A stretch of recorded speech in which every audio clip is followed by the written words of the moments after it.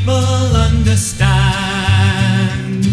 that there's an answer, there's a way. We the people have to say. So send the orders to prepare, that we the people do declare. Send the good news, send the word. We the people will be heard. We the people everywhere. Welcome to DN News in Review. I'm your host, Lou Ismay. We're going to see what's going on in the Middle East, what's happening in our own country, some things about which we might want to be concerned. We'll start. First, we'll go to Karachi. What's happening there in Pakistan? The situation is getting pretty serious. Here we are. This is Pakistan here. There's Karachi seaport. There's attacks in Karachi by the Taliban. Attacks 2 consecutive days in one situation in 48 hours. Last Sunday, 38 people killed. A couple of days later, Air Security Force Academy attacked. No known casualties. However, the situation is getting serious. This situation here in Pakistan has the potential of turning into a civil war. And what will we do? How will we be involved? Will we be involved? Questions. Now, here's Afghanistan. Here's Iran. Here's India. This whole part of the world, various things going on, not always good. In India, farmers still committing suicide because they cannot keep up with, they can't earn a living with the situation. Land in debt because they borrowed money for agriculture, seeds and so forth. We might want to consider all of these things and keep track of them, because at some time, with the changes in the climate, we may find large numbers of people moving away from the shores of the oceans, moving inland. Will there be enough food? Will there be enough land for them? Will there be enough things for them to do so they can be occupied doing something useful? Questions that we may have to address sooner than was originally planned.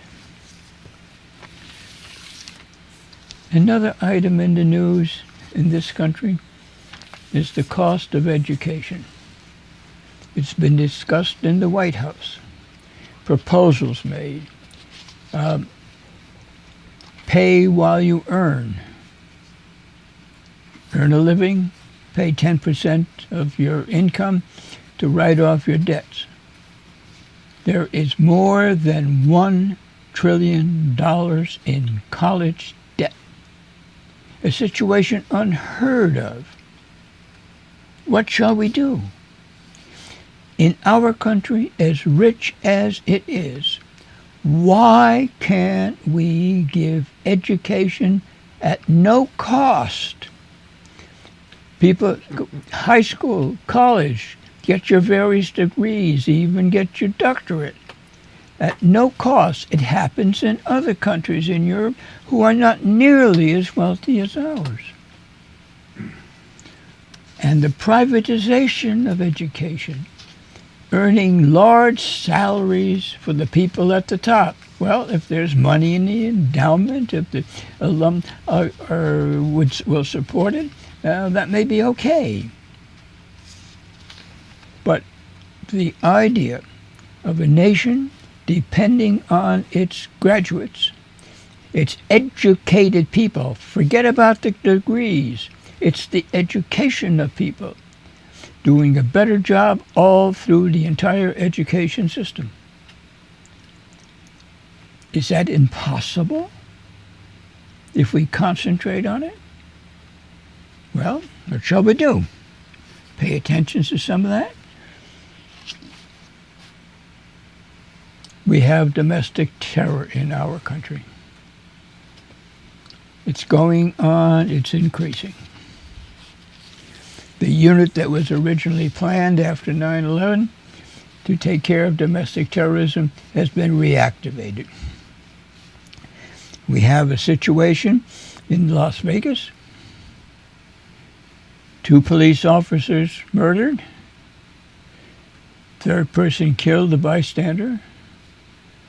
The couple, Gerard and Amanda Miller, members of one of the militia groups, incensed the way the world is going, committed the crime, put a swastika on one of the police bodies, put the "Don't Tread on Me" flag on the other. The "Don't Tread on Me" flag was an important part of our American Revolution.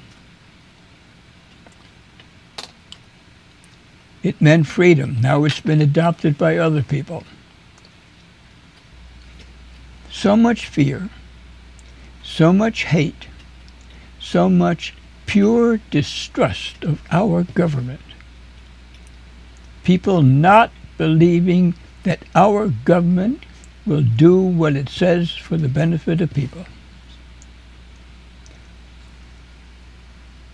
The big income gap, a deliberate attempt, successful attempt, working with Congress and corporations. The gap need not have been. What shall we do about that? So the militias, the Second Amendment rights, the National Rifle Association,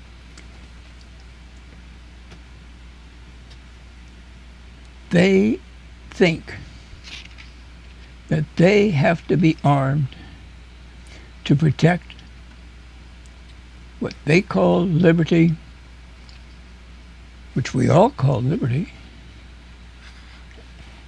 patriotism. It's also patriotic to dissent. To say to government, enough. We have a constitution developed specifically to protect the people.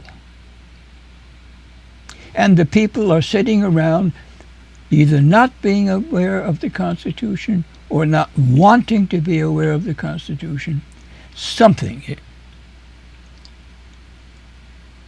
If we don't like something, we grumble. We shrug our shoulders. We're known for that. We're known for accepting things that are outrageous in other countries. People would not stand for the things that you and I stand for. What's wrong with us? Have we ever thought about it? If we don't like something, what should we do? Well, we can walk the streets. We can stand on the street corners. We can carry signs. We can write letters. We can lobby. And we can vote. If we don't like something, organize. Vote. Instead of just sitting along as a bystander or holding on our hands something in which we can twitter and pay attention to what's in our hands and not what's going on around us. So we have a sovereign, we're supposed to be sovereign citizens. Some people use that as an excuse. Other people don't know that we are. So what shall we do? Now, the Southern Poverty Law Center has been tracking the groups and the people who are considered dangerous because they are so vociferous, and so they don't want to compromise in anything. And that's what the NRA doesn't want to compromise. If we're going to have controls of the shooting, if we're going to have the killings, and almost now, what, 40, more than 40, 45, whatever the number is, school shootings since the first one. What are we going to do? Can it go on? Should it go on? In a democracy, it's not black or white. It's not the sharp distinction between the left and the right. Somewhere there has to be a compromise. Somewhere people have to say what is the best for the country, for the people. Maybe you don't agree. Maybe we should think about that. Now, much news. I want to correct one thing regarding schools. It's $1.2 trillion. 1.2. Anyway, big news. Sergeant Bo Bergdahl, a free man, POW for 5 years or so. Big debate. Immediately, this is what happens in our country, immediately he's condemned. His family received death threats because his father learned Pashto, grew a beard, thinking he would be able to communicate more with the Taliban if it came to that. He's a traitor. All sorts of condemnations. He's wandered. The information that's out now is that he's wandered from other posts and walked back. That he attempted twice to escape his imprisonment. He had a conscience. And so did the other soldiers in his group. And from interviews with other soldiers from other units, many had the same concerns about being in Afghanistan. We saw it and heard it in people who were in Iraq. Why are we here? What are we doing? People want to be left alone. Why are some of them shooting at us? The question. Many of us had the same question. What in the dickens are we doing in Iraq? Well, the best answer is some of our leadership was interested in fossil fuels. Some people were interested in control of others. History will tell us more about this. Maybe 50 years from now, scholars will start writing books, start teaching about this. Why are we in Afghanistan? The Afghanistanians did not have anything to do with 9/11. A lie, a falsehood. And we learn what went on in Germany in the 1930s. Tell a lie enough times and people will believe it. Tell a lie enough times and people will believe it. And we believed it. Even though many of us knew that it was a lie. But so many of us did not listen. The one thing we need to keep in mind is the question, who do we trust? We have learned, sadly, throughout the 20th century, it seems, that government does not tell us the truth. There used to be more trust in government when we had more people employed who were career diplomats, career workers of various departments, who loved their jobs, who believed in working for the people.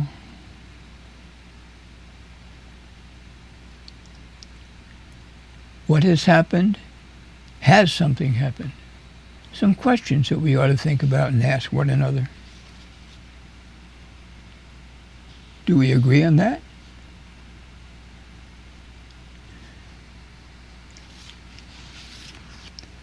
One of the soldiers who was interviewed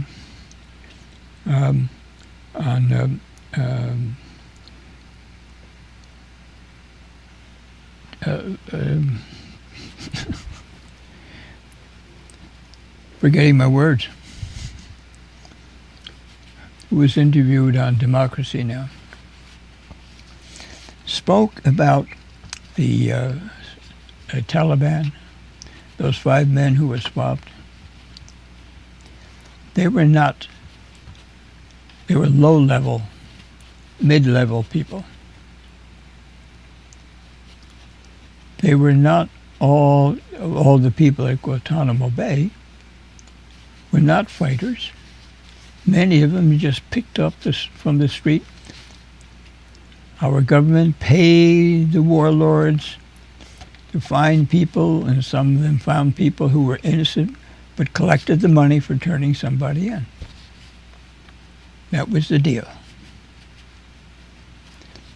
There are people in Guantanamo who have been cleared for release. Congress does not like that idea. There are many in Congress who represent the people, allegedly, who feel that we can't let people go. There's a war going on. The war on terror may never end. Was it designed that way? Our conduct through the use of drones, killing innocent people, have made many of our friends now our enemies. There was criticism about the exchange of freeing the 5 members of the Taliban in exchange for our sergeant. As a colonel retired from the Air Force, chief prosecutor at Guantanamo, resigned because he objected to the way things were going in that what's called a prison. He raised the question, how can a war end without talking with the other side? Which is what went on in this situation. We're going to have to talk with these people at some point. There will be criticism by those who believe that violence is the number one thing to do. And in that, we are number one. Not in education, not in health, not in caring for people. We're not number one in lots of things. But in violence, we got it. It's the way we use our power, isn't it? It's the way that we conduct our affairs internally and externally, isn't it? Violence in warfare is especially profitable for those who make a profit from war.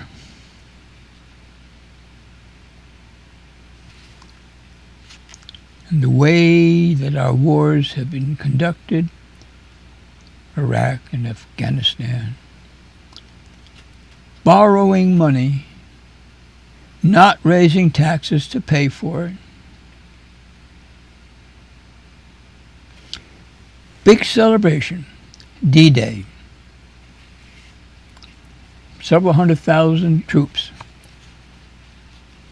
principally American, British, Canadian, whatever the total was, and millions of people backing them up, working, sacrificing. World War II affected everybody. Everybody. People volunteering for the military, people being inducted into the military. Every family was affected. When we got changed to a volunteer force, it affected only a few small percentage of our people. The rest of us live in ignorance. We're not involved. If we are going to be a violent, militaristic country, using violence, which is what it is, dominance, whatever we've been doing, then isn't it fair and better to have conscription? Every single young man and woman in the country finishes high school and spends 2 or 3 years doing service for the country in the military, conscripted for some work, whatever it is. So everybody shares the burden, and everybody likes it, dislikes it, to spread the ideas around. Being a volunteer military sounds great. It does not spread the burden, because if it did, more people would complain. So this way, the rest of us don't have any involvement, don't complain, and the military, the White House, the Congress do what is best in their vision, in their expectations. Well, we learn a lot by listening to Democracy Now! We get a cross-section of some of this. Let's go on to a few more things. A lot of allocates for Maya Angelou. Memorial service at Wake Forest University, Winston-Salem, North Carolina. 3 people especially were mentioned on Democracy Now! Their words spoken and available. If you Google it, you make a hard copy for yourselves and read it. Bill Clinton, Michelle Obama, Oprah Winfrey, all spoke. Other people too. Bill mentioned Stamps, Arkansas, a little small community. Her childhood, what happened to her as a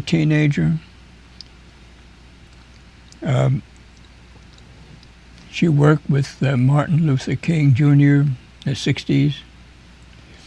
She was working with Malcolm X, devastated when Malcolm X was assassinated,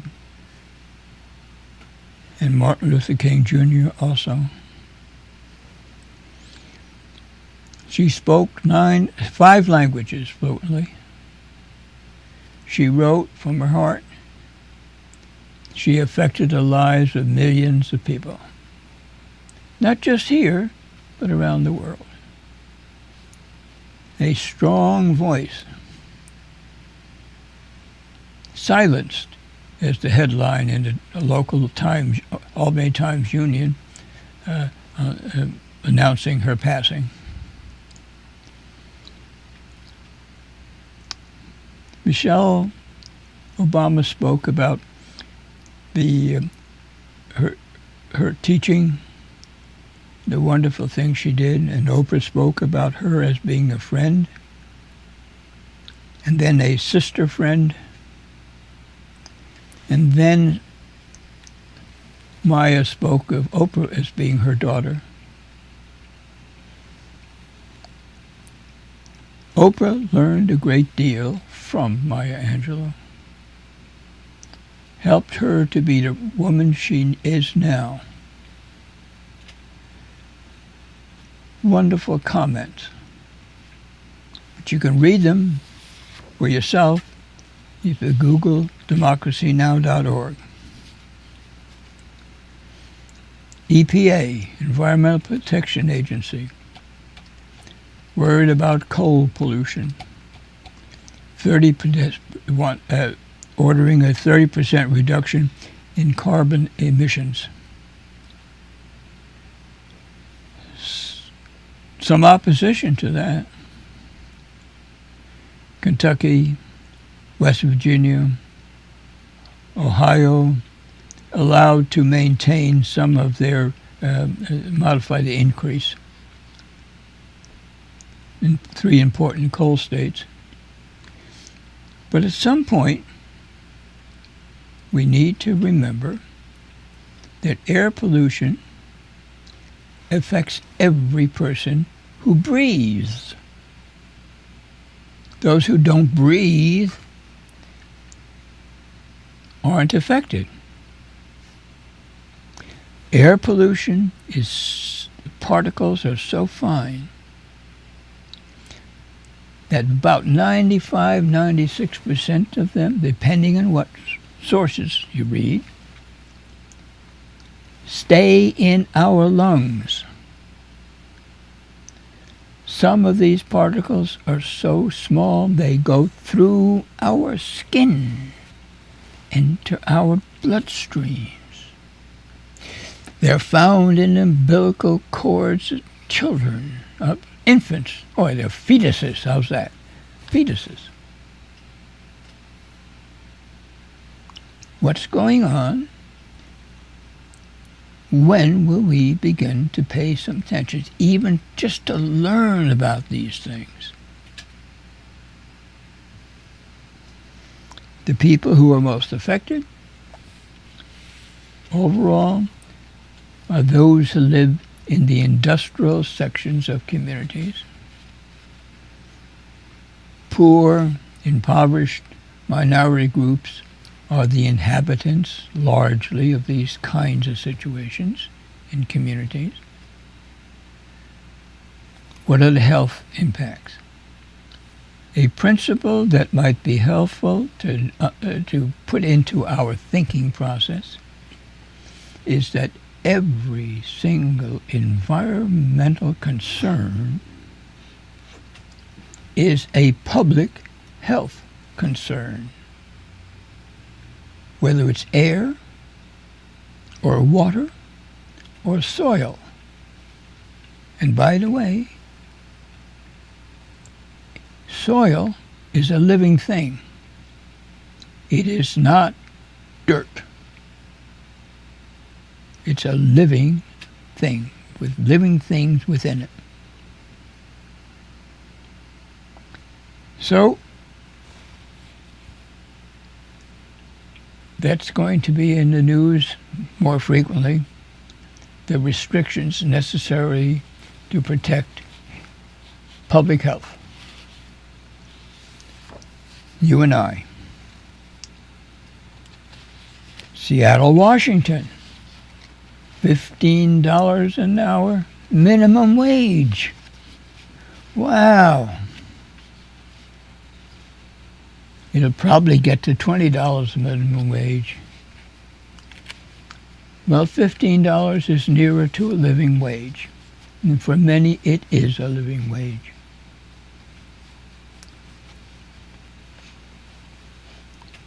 Our economic situation is so bad that even PhDs, people with knowledge, important people in business, corporations, without employment, rely on food stamps. That's the economic situation. People that we helped educate can't find jobs. It's much more difficult for those who drop out of high school. Who takes up the burden? Who cares?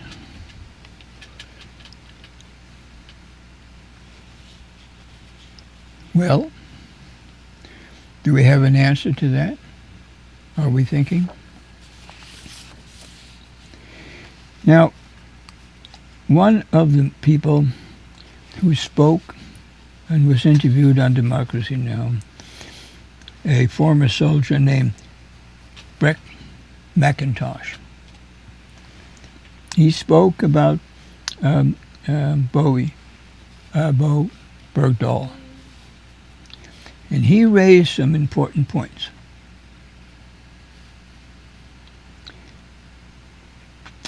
He said, and he talked about Bush, George W. Bush, and the lies of that period. He talked about Americans and British.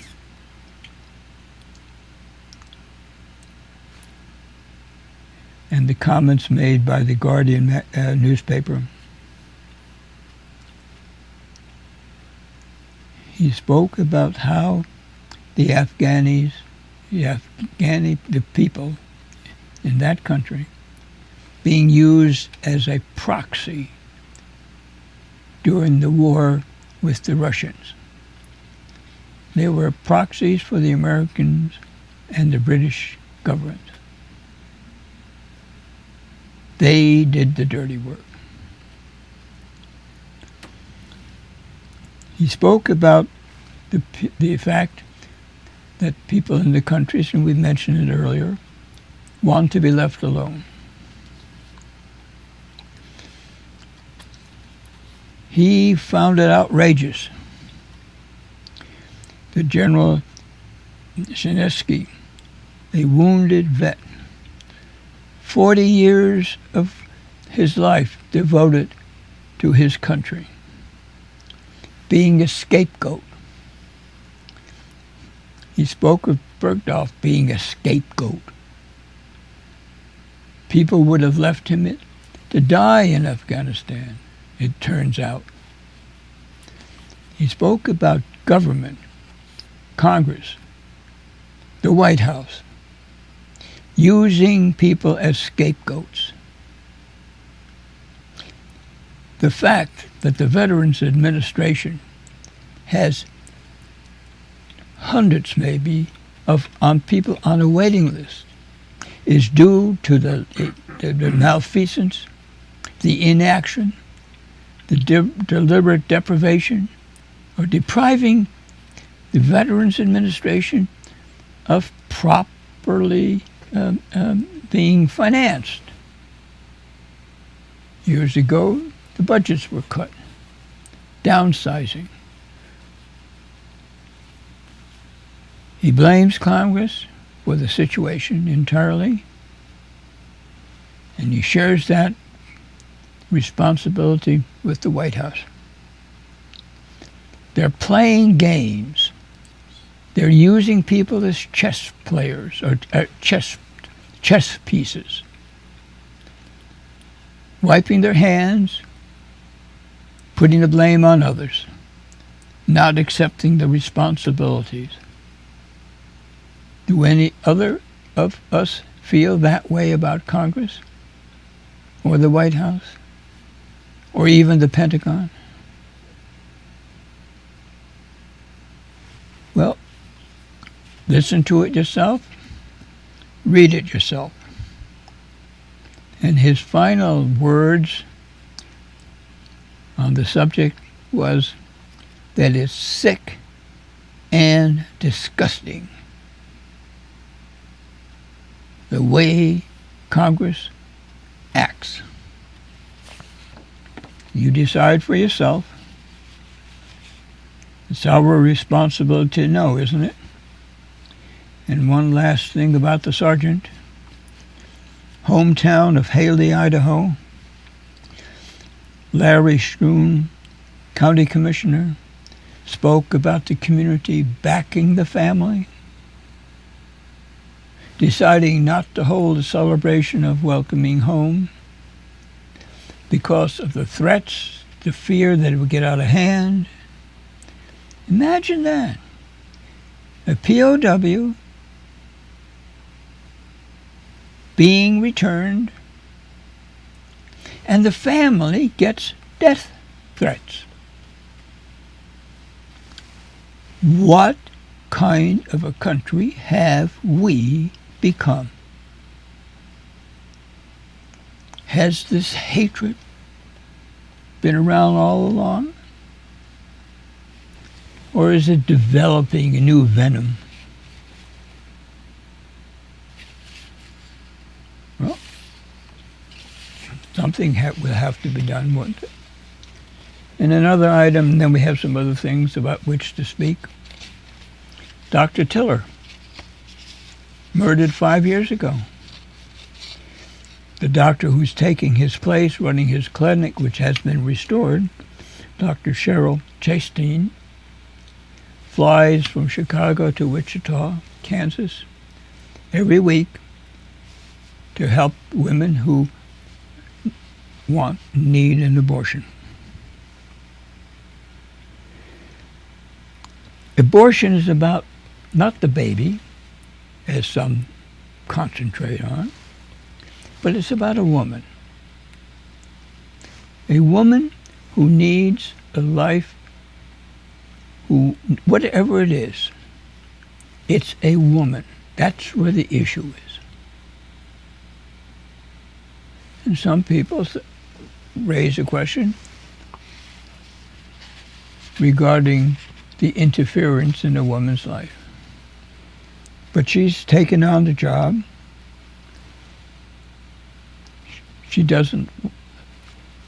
She also is fearful. But her opinion is, if she gives up, that means terrorism and hatred win. That's something to think about, isn't it? Well, we got some things going on and one of these things is the fact that there's something going on this coming weekend. It's the 47th annual Gas Up, 14th and 15th, this coming weekend. Got some neat stuff there. Visited last weekend. There's a little parade of antique equipment at 2 o'clock on Sunday. Where is this place? It's in a little community, a little hamlet known as Shutters Corners. Think the shutters on a door or on a window. It's on Route 443. It's between Bern in Albany County and Schoharie in Schoharie County. The Gas Up, the hamlet of Shutters Corners. If you sneeze, you'll pass through it, literally. Try not to sneeze. We have something else coming up at the end of the month. A reminder, the Old Songs Festival in Altamont, 34th annual world-class event. Buy a ticket, arrange for camping. People do that. Music all night if you want. And this is opening again for the season, the Iroquois Indian Museum. It's at Howe's Cave. There are activities coming up in July and August. Exhibits, learn something about Native Americans and our heritage. And we have something else. I'm going to show you this magazine just for a moment. This is a business magazine. It's about building. I'm going to use it as an example.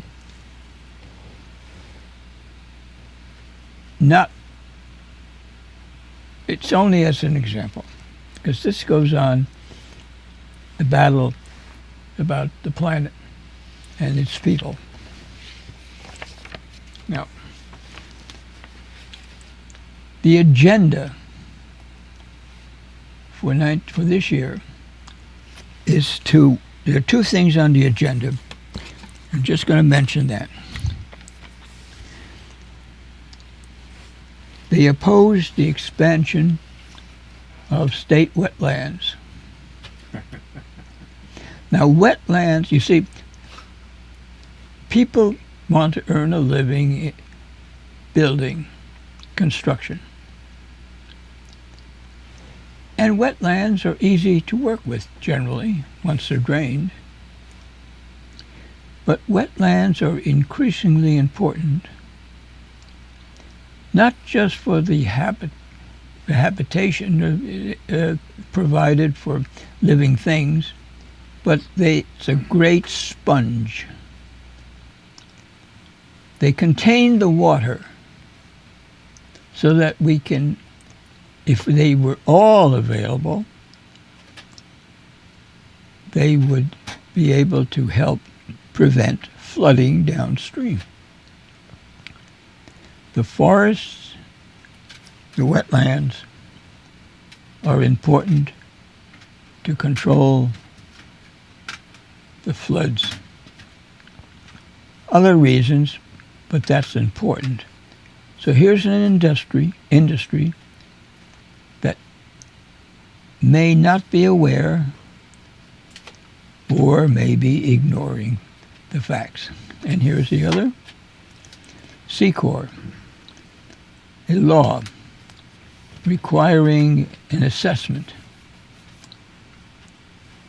of the conditions that might be affected by construction, use for habitats for people. The fear here is that this law will empower environmentalists to bring lawsuits protecting resources, forests, whatever the situation might be locally. So, this is dangerous, and this is dangerous to this particular industry. But it's only an example. That's how we think. That's how our economic system works. We're going to go back to this. This issue of Yes Magazine, the current one, is filled with the idea that stories are power. And we started to speak about this the last time, so we're just going to review it quickly. The social security system is not going broke. And this is why, regardless of what people think. It's a pay-as-you-go system. Money goes into a trust fund. If we come up short,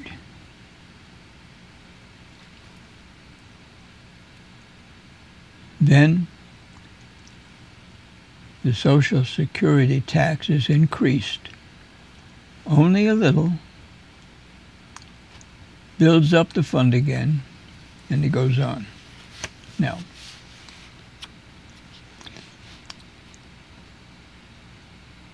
$2.8 trillion.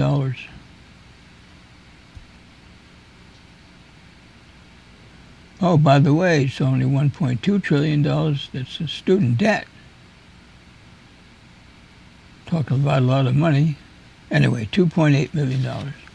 Now, so the idea is that real family income as a percent of 1973 levels, if you're high income, this is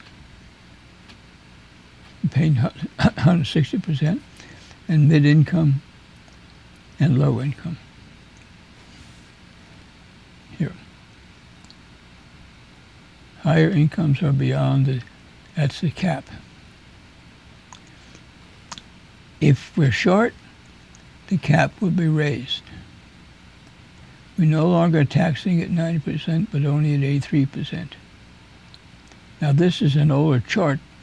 The numbers may have changed, but the idea is that the system is not broke, and this is what the system is intended to do, to help the elderly, the people without. Elderly living in 1959, these were living in poverty. 2 years ago, only 9% were living in poverty.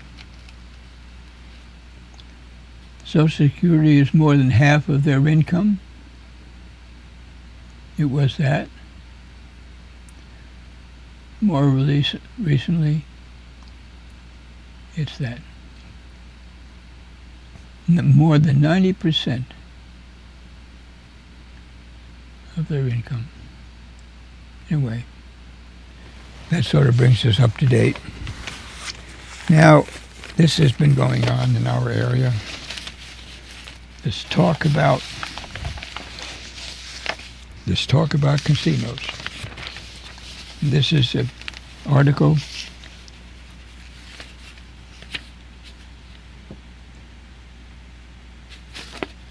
in Metro, Dicey Propositions. This was a meeting held in Albany.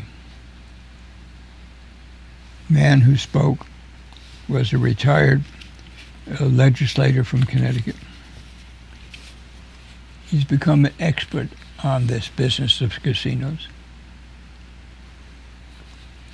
Casinos, and he listed the casinos that have gone bankrupt. One of them bankrupt within a year after it was opened. The consequences in the community. The people who frequent the casinos generally are people of very low income. It's not always the case, but generally, or relatively low income. That's known within the industry. In Connecticut, crime increased, principally the crime of embezzlement, people stealing money to pay the bills owed the casino, or just to continue the gambling. Situation affects the community in a number of ways. And the money goes elsewhere because somebody owns the casino. Somebody benefits, or some corporation benefits, or whatever the situation is. So it's something about which to think. Another bit of news that may or may not be troubling to people has to do with what's been going on in with our anyways. It was a heading in the New York Times recently. It has to do with the fact that police units around the country are being given or are purchasing military equipment. Now we have SWAT teams.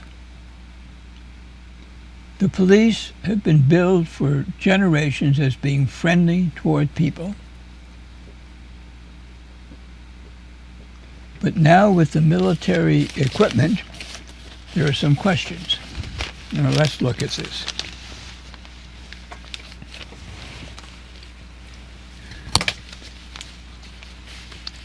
These are armored vehicles that are designed mine-resistant ambush-protected vehicles. Now, this is a chart, and here we are. Only 16. Each of these little squares represents a vehicle or an item. Now, chiefs of police and sheriffs, who are very important in the scheme of things, want to protect their people naturally and properly. But the use of this kind of equipment brings up another question. 435 armored vehicles in the country, 44,909 night vision pieces, sights, goggles, binoculars, and so forth, 533 helicopters, machine guns, 93,763, 2 caliber, 180,000 plus magazine cartridges. No ammunition, but many of these cartridges will hold 100 pieces of ammunition. By the way, the cartridge is called a round because years ago the bullets were round. During the Revolutionary War, French and Indian War, early part of the Civil War.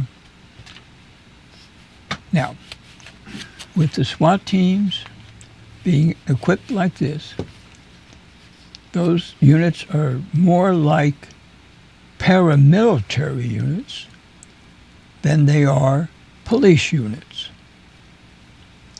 And paramilitary units are considered, because of what has happened in the past, as being dangerous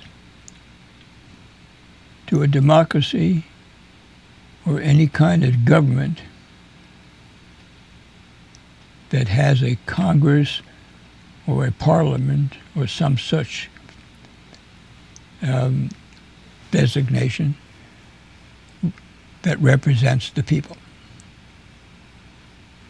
And in the past, countries that had paramilitary units turned out to be countries that we would call a dictatorship. And people being people, is there just a possibility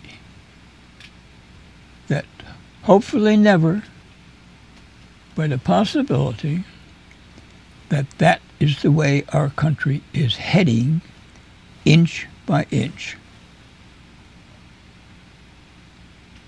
And if it is,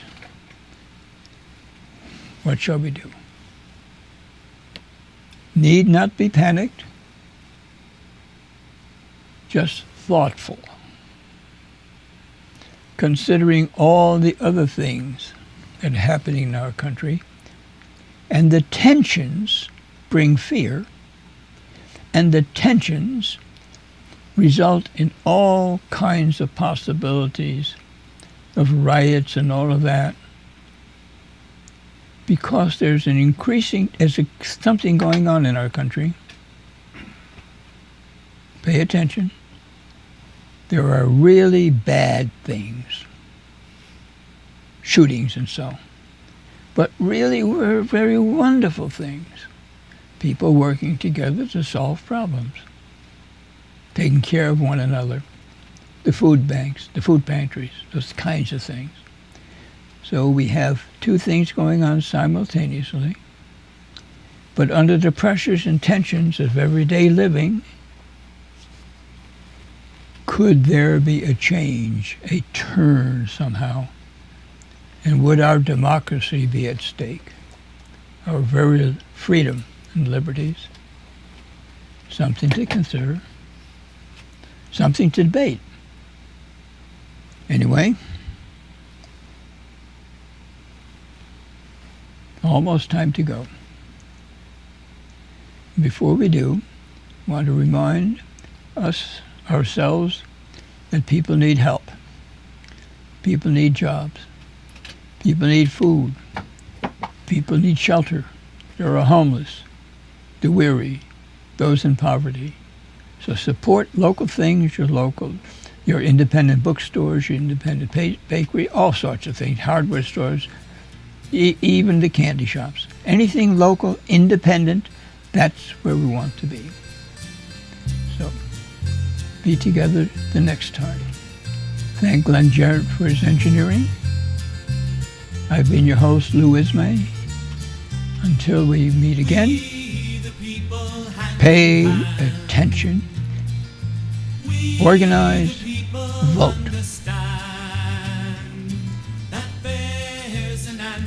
There's a way. We the people have to say. So send the orders to prepare, that we the people do declare. Send the good news, send the word. We the people will be heard. We the people everywhere. There's a message in the